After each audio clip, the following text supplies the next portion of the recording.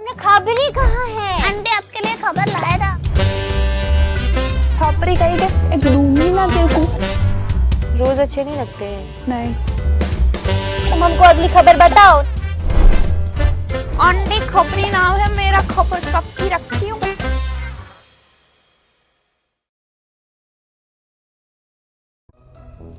हाय हाय, अब तक नहीं आई वो घर पे। तो कहाँ पे मिली क्या वो कहीं पे? एक मिनट। नमस्कार जी, कैसे हो आप? एक्चुअली ना वो मैंने बताया था ना कि आंटी चली गई है कहीं पे, मिल नहीं रही है, पता नहीं कहीं पे चली गई है। हमेशा बोलती है कि मेरे लिए मन्नत मांगने गई है, कभी बोलती है मेरे लिए दवाई लेने गई है। तो अभी पे वो कहीं पे चली गई। मैंने आपको बताया था ना कि वो गुम हो गई है, मिली नहीं। मैं तो खबरी हूँ, लेकिन मैंने अपने खबरी को भी लगा के रखा था, लेकिन मिले ही नहीं। इनको पूछ रही हूँ, मेरे दूसरे खबरी बैठे हैं, वो बोल रहे हैं कि कहीं पे तो वो तिवारी जी के वहाँ पे लास्ट टाइम दिखी थी, फिर उसके बाद तो दिखी नहीं। तो अभी आएगी ना तो बोलेगी कि मैंने तेरे लिए ये किया, मैंने तेरे लिए वो किया, वो करके वैसे बहाने बनाएगी। बट मेरे को पता है ना वो कहाँ पे गई है। मैं उसकी खबर लेके आती हूँ और फिर मैं आपको बताती हूँ। तब तक के लिए मेरा खबरी यहाँ पे वो देख रहा है वो कि कहाँ पे है, उसका लास्ट क्लू कहाँ पे मिला था। तो मैं उसके साथ थोड़ी बात करके आती हूँ। आप ये खबर देख लो जी, कहाँ पे मिली थी वो लास्ट? तिवारी जी वहाँ पे। राकेश बाबट हाल ही में अपनी शमिता शेट्टी के साथ बॉन्डिंग की वजह से काफी चर्चा में थे, लेकिन उनकी एक्स वाइफ रिद्धि डोगरा ने कहा है कि बिग बॉस ओटीटी पर शमिता शेट्टी के साथ उनका बढ़ता रोमांस उनका पर्सनल मैटर है और अगर वो खुश है तो वो उनके लिए खुश है। राकेश ने हाल ही में एक एपिसोड में शमिता शेट्टी के लिए अपने प्यार का इजहार किया, जिससे शमिता अवाक रह गई। बिग बॉस ओटीटी शुरू होने के बाद से शमिता और राकेश एक दूसरे के काफी नजदीक आ गए। हालांकि दोनों के बीच कई बार झगड़े हुए, मनमुटाव भी हुए, लेकिन दोनों एक दूसरे के लिए काफी गहरी फीलिंग्स रखते हैं। लेकिन राकेश और शमिता की नजदीकियों के बारे में राकेश की एक्स वाइफ रिद्धि को बताया गया कि शमिता और राकेश शो खत्म होने के बाद भी अपने रिश्ते को और एक्सप्लोर करना चाहते हैं। उनसे पूछा गया कि वो इसके बारे में कैसा महसूस करती है, तब उन्होंने बताया कि अगर राकेश खुश है तो मैं खुश हूँ, ये उनका पर्सनल मैटर है। रिद्धि ने कहा कि वो शो में राकेश को देखकर एंजॉय कर रही है। वो उस तरह के इंसान है जैसे आप उनको शो में देख रहे हो।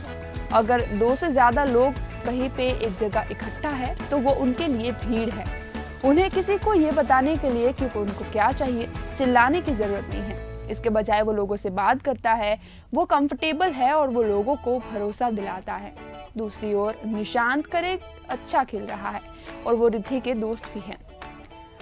रिद्धि हाल ही में बिग बॉस की एक्स कंटेस्टेंट कश्मीरा शाह के साथ ट्विटर विवाद में पड़ गई थी।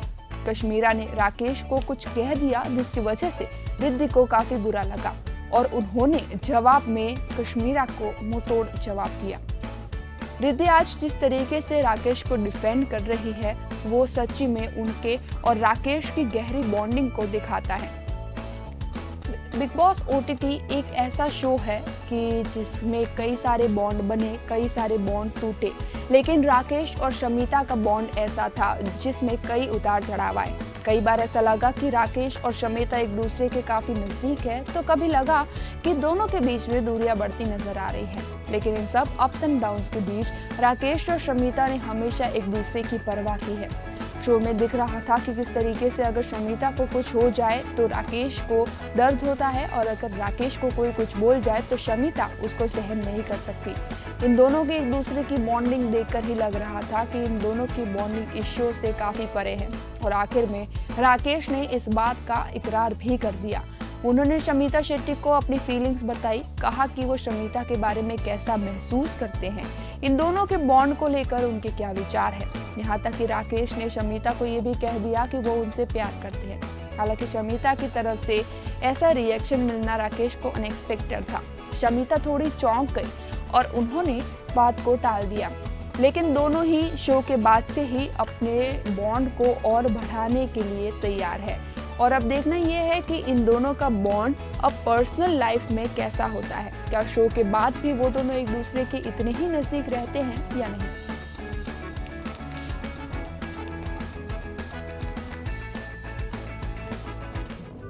एक मिनट मैं अपने ऑडियंस से बात कर लेती हूँ। हाँ जी, तो मैं बात कर रही थी कि आंटी मिल नहीं रही है, ठीक है। तो फिर मैंने क्या किया कि अपने खबरियों को भेज दिया है कि वो थोड़ा जाके आए, ऐसे खबर लगा के आए कि कहाँ पर है कहाँ पर नहीं, उनकी सास से बात करें, उनके घर पे करे। मैं वैसे उनकी सोसाइटी में तो बैठी हूँ, किसी के किचन में आई हूँ, मैं यहाँ पे खबर लेने आई थी ना, तो थोड़ा ऐसे क्या होता है कि कभी कभी ना किसी के सामने बात नहीं कर सकते, तो मैंने सोचा कि मैं किचन में आके थोड़ा सा चुपके से पूछ लूँ किसी को, लेकिन फिर भी नहीं मिल पाया। तो आंटी को तो मेरी तलाश जारी है, उनका स्ट्रगल भी जारी है। स्ट्रगल से याद आया कि बॉलीवुड में बहुत सारे स्टार्स नहीं होते जो हमेशा स्ट्रगल करते रहते हैं, बोलते रहते हैं कि मैंने हमेशा ये स्ट्रगल किया है, मैंने वो स्ट्रगल किया है। लेकिन श्रुति हासन जो है ना, अरे कमल हासन की बेटी, हाँ, तो श्रुति हासन जो है ना, उन्होंने भी बताया कि वो कैसे ना एक्टिंग करने से पहले ना वो क्या क्या काम करती थी। बेचारे ने बड़ी मेहनत की है, और खास करके अभी लॉकडाउन पे किया ना, तो लॉकडाउन में भी वो खाली नहीं बैठी रही। अच्छा, शूटिंग वोटिंग तो चल नहीं रहा था, तो उन्होंने सोचा कि कुछ और काम कर ले हैं।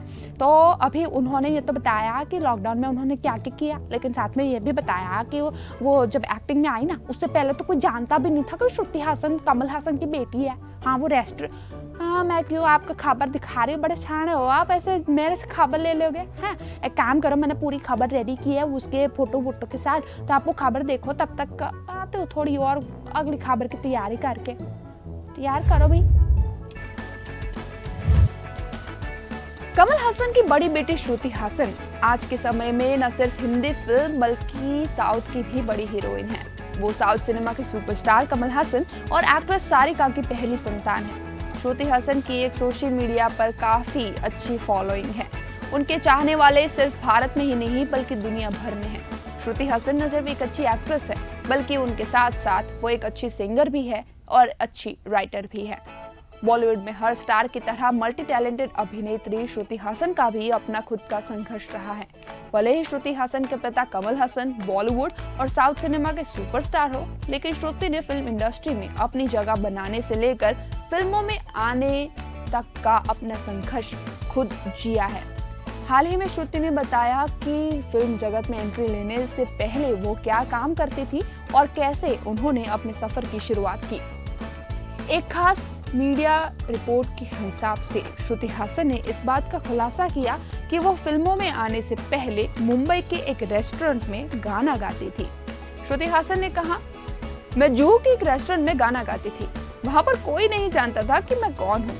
मैं उस दौरान सेलिन डियोन और ब्रायन एडम्स के गाने गाया करती थी, मगर किसी को भी इस बात का अंदाजा नहीं था कि मैं कौन हूँ और किसकी बेटी हूँ।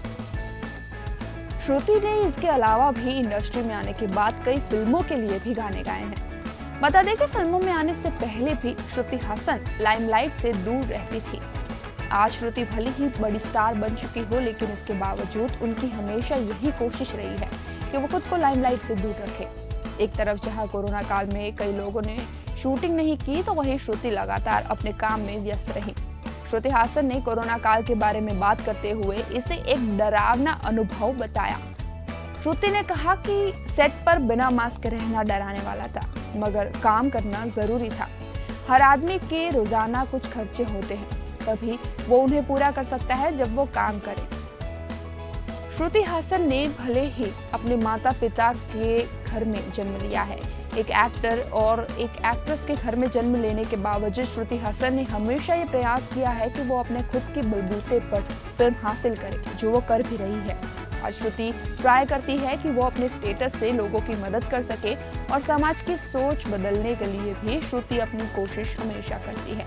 अपनी फिल्मों और अपने बिंदास अंदाज की वजह से श्रुति के आज करोड़ों फैंस हैं।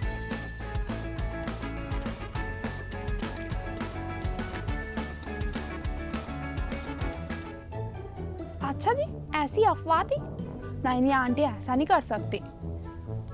आंटी के बारे में कोई कुछ बोल रहा था, तो मैंने कहा नहीं आंटी ऐसा तो नहीं कर सकती ना, ऐसे होते हैं कुछ लोग जो ऐसे अफवाह फैलाते रहते हैं। आंटी ना, वैसे सुशीला को एक बात बताऊं, सुशीला को ना अपनी अच्छी दोस्त मानती है, लेकिन पता है सुशीला तो उसके बारे में ना कई ऐसी ऐसी बातें कहती है जो किसी को बताना भी नहीं चाहिए। तो मैं आंटी को बताऊंगी कि वो सुशीला उसके बारे में क्या क्या बोलती रहती है। तिवारी जी को भी ऐसे भड़काती रहती है कि आप आंटी से दूर रहो। भला ये तो कोई बात हुई? ऐसी अफवाहें फैलाना अच्छी बात है? अच्छा, अफवाहों से याद आया है, अरे ये तो यार अगर आंटी की अफवाह उड़ सकती है तो बॉलीवुड सेलिब्रिटीज जो है वो लोग तो कितने फेमस है, तो उनके बारे में तो कितनी अफवाह फैलती होगी है। तो अभी बात करते हैं रुबीना दिलैक की। तो रुबीना दिलैक के बारे में भी कई सारी अफवाहें उड़ी थी हैं। तो रुबीना दिलैक में क्या वो कुछ बोल रहे थे कि उसके नखरे बढ़ गए हैं, वो क्या चाहती है कि उसके लिए डबल डोर वैनिटी वैन आए तभी वो गाड़ी से उतरेगी, ऐसा बोल रहे थे कि शूटिंग पे गई थी लेकिन उसके लिए सिंगल डोर वैनिटी वैन थी, तो वो गाड़ी से 45 मिनट तक उतरी नहीं। बोलो अभी ये तो पता नहीं कि ये बात में सच्चाई है कि गलत, लेकिन इसके बारे में उसके डायरेक्टर ने खुद बताया है कि रुबीना ने ऐसा क्यों किया। तो काम करते हैं, अफवाहों पे भरोसा नहीं करते, देखते हैं कि डायरेक्टर ने खुद क्या बोला। चलाओ जी खबर चलाओ। छोटे पर्दे की एक्ट्रेस और बिग बॉस 14 की विजेता रुबीना दिलैक इन दोनों बेहद खास वजह से चर्चा में हैं।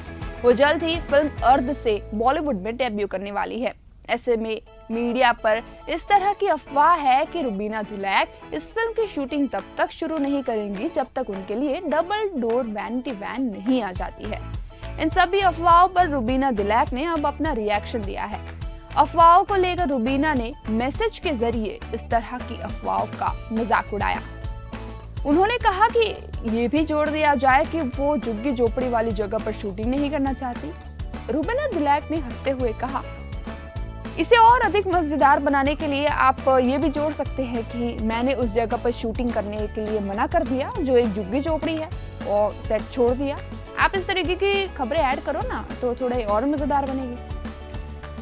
एक रिपोर्ट के हिसाब से हाल ही में रुबीना दिलैक फिल्म अर्थ की शूटिंग के लिए मोहम्मद अली स्टूडियो पहुंचे थे।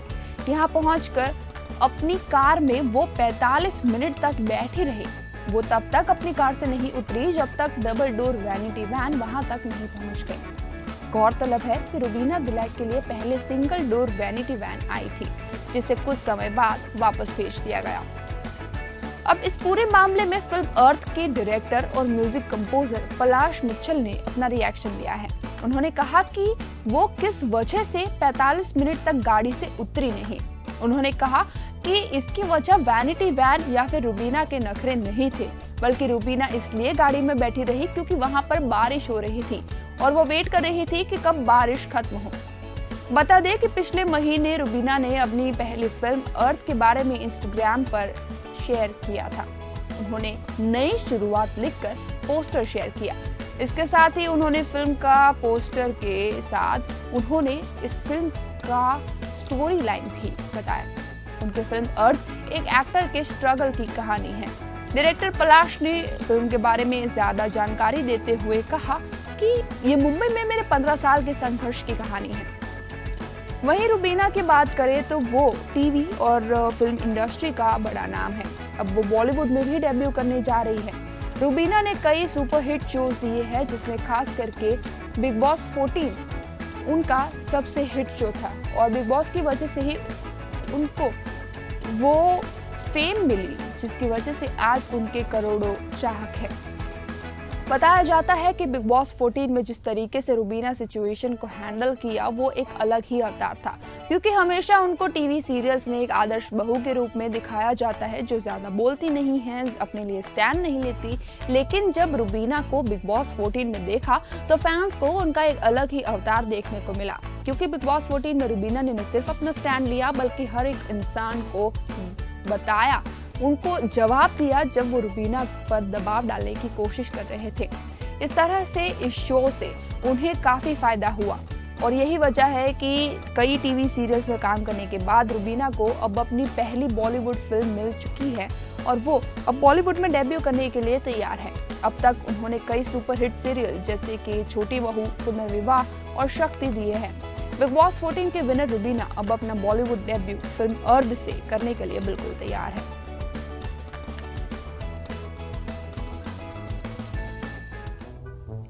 बात करते हैं ऐसी बॉलीवुड एक्ट्रेस की जिन्होंने ना, मैंने बताया ना पहले भी बहुत स्ट्रगल किया है, तो उन्होंने भी बहुत स्ट्रगल किया है और छोटे मोटे रोल से लेकर कई सारे ऐसे रोल करके वो इतना फेमस हुई थी कि उसके बाद ना उनके ना बहुत सारे फ़ैन हैं। आज भी उनके बहुत सारे ऐसे करोड़ों फ़ैन हैं जी।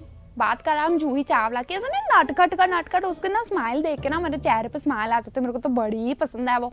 और मैं एक बात बताऊँ, ये जो है ना आंटी के पति चिंटू के पापा, उनको भी काफ़ी पसंद है। वो ऐसे आंटी की खौफ की वजह से बोलते नहीं अपनी फेवरेट एक्ट्रेस के बारे में, लेकिन उनके ना फेवरेट एक्ट्रेस की ना लाइन इतनी बड़ी है, लेकिन वो ना कभी बोलते नहीं है बेचारे। मैं खबरी हूँ ना, तो मेरे को ऐसे खबर पता रहती है, और मेरे पास आके वैसे चुप के बोल के जाते हैं कि आंटी मेरे को ये करती है, मेरे को वो करती है। और जो आंटी हमेशा बोलती रहती है ना कि सुशीला को मैसेज कर रहे हो, ये वो कर रहे हो, सुशीला को तो ठीक है करते ही है, लेकिन साथ में मेरे को भी बताते हैं बेचारे, मैसेज के जरिए अपने आंसू बहाते हैं। इतने सारे आंसू आते हैं कि मेरे मैसेज में, मेरे फ़ोन में से वो आंसू बाहर निकल जाते हैं, इतना रोते हैं बेचारे। पर ठीक है, अंकल की तो बात करते हैं। आंटी आएगी तो मेरे को बहुत मारेगी अगर देखा कि मैं अंकल की बात आपके साथ शेयर कर रही हूँ। तो आप एक काम करिए, जूही चावला की बात निकली थी तो उन्होंने अभी अपना एक वीडियो शेयर किया है जी। वो पहले के दिनों में नहीं होते कि एकदम नर्वस हो जाते हैं, पता नहीं चलता कि क्या करे क्या नहीं, अब बस उसी दिनों का एक वीडियो है जी। पता है आपको, मेरे को तो इतना वो इंटरेस्टिंग लगा। जूही चावला ना अपना पहले दिन पे शूटिंग कर रही थी, और छोटा सा रोल मिला था उन्हें जी, तो शूटिंग कर रही थी और अचानक से ना वो अपनी लाइंस भूल गई बोलो, और पता नहीं ये कैसे सीन शूट किया, इसके बारे में ना जूही चावला ने खुद बताया। आप एक काम करो, खबर देखो, तब तक मैं आंटी की खबर लेके आती हूँ, खास करके चिंटू के पापा के। अंकल कहाँ है वैसे, बुलाओ उनको जी। बॉलीवुड के दिग्गज एक्ट्रेस जूही चावला ने अपने फिल्मी करियर में बहुत सी हिट फिल्में दी है। एक्ट्रेस ने अपने हुनर से लोगों के दिल में जगह बनाई है। एक एक सीन के बहुत से डायलॉग होते हैं जो एक्टर्स को याद करने पड़ते हैं, और कभी कभार तो एक्टर्स इन डायलॉग को भूल भी जाते हैं और फिर से सीन की शुरुआत होती है। जूही चावला के साथ ही ऐसा ही कुछ हुआ।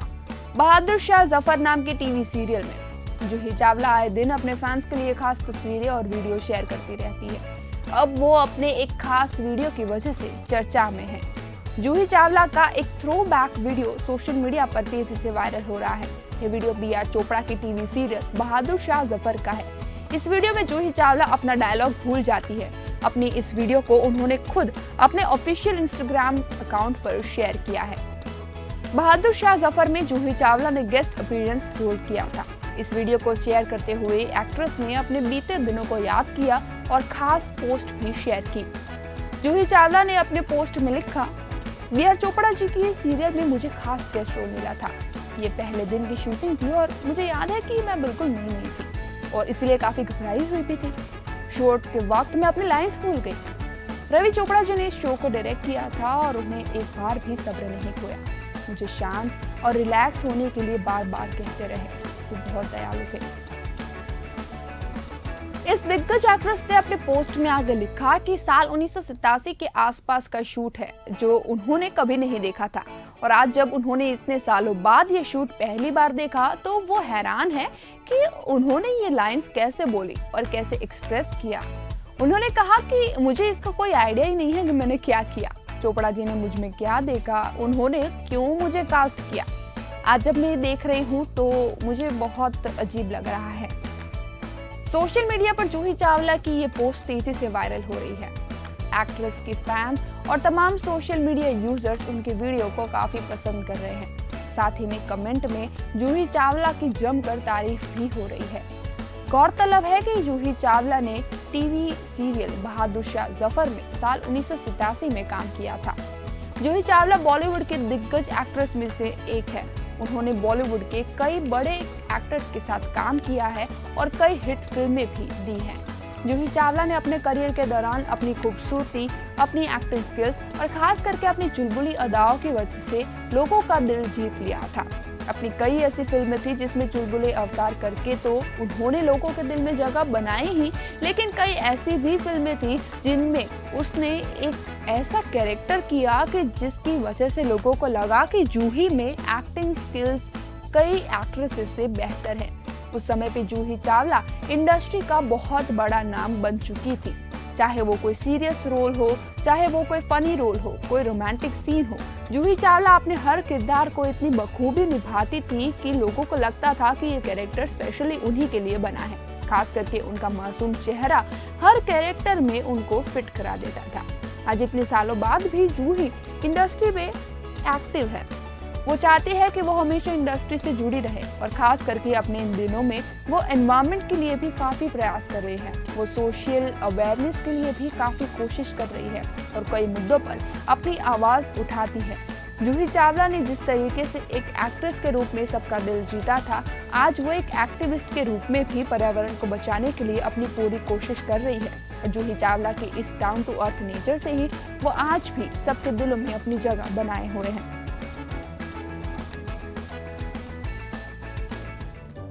लो जी, तुमने वो शो देखा बिग बॉस ओटीटी? खत्म हो गया है ना, वो विनर भी बन गए दिव्या अग्रवाल।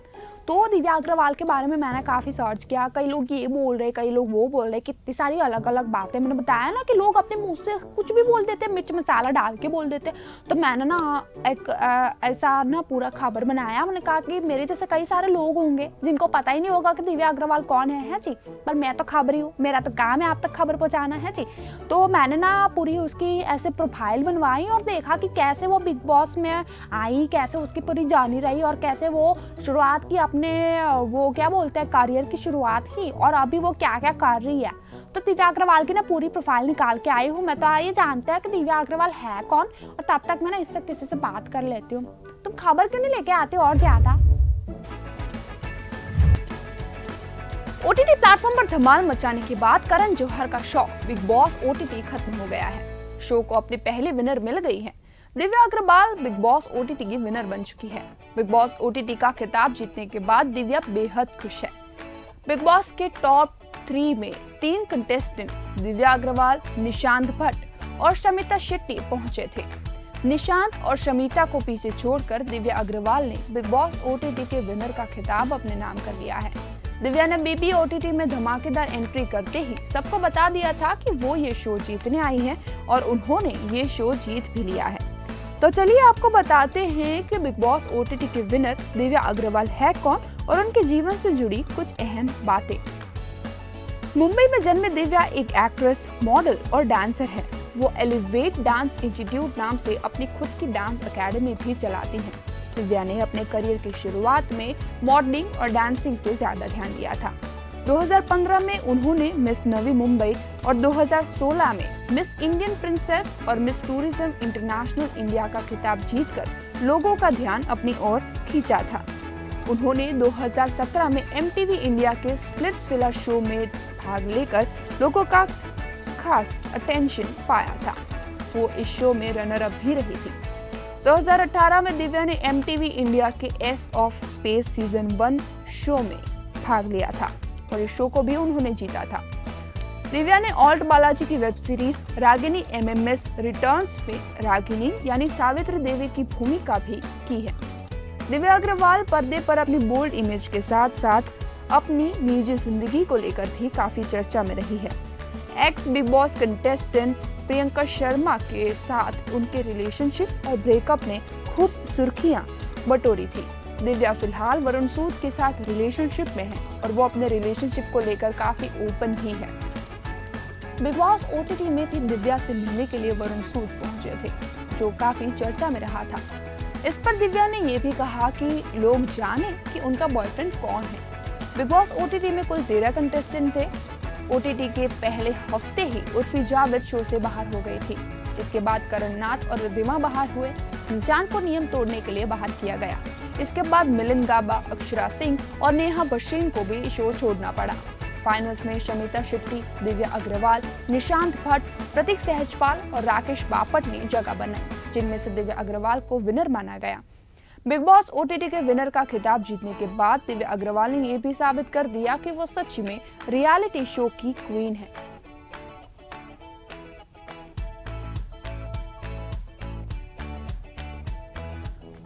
है सच्ची, वो वहीं पे है। मैंने बताया था ना वो वहीं पे होगी हमेशा ना। एक मिनट, मैं अभी आई, मेरे ना गाड़ी निकालो तो मैं अभी के अभी आई हूँ। आंटी को पकड़ के लाती हूँ मैं। एक काम करो जी, आंटी की खबर तो मिल गई है, शायद वो वहीं पे है जहाँ पे मैंने सोचा था। तो मैं आपको बताऊंगी नहीं कि वो कहाँ पे थी, लेकिन मैं आपको बाद में बताऊंगी। पहले आंटी को लेकर आती हूँ, क्योंकि आंटी के बिना ना, मैंने बताया था ना कि ऐसे शो का मजा नहीं आता। वैसे उनको बताना मत कि मैंने कुछ बताया था। तारीफ करते ना तो आंटी सर पे चढ़ जाती है। आप एक काम करो, आप फटाफट से जाओ, खाओ पियो, आराम करो, वापस से आओ, तब तक मैं आंटी को लेकर आती हूँ। है जी, चलो फटाफट तुम निकालो गाड़ी।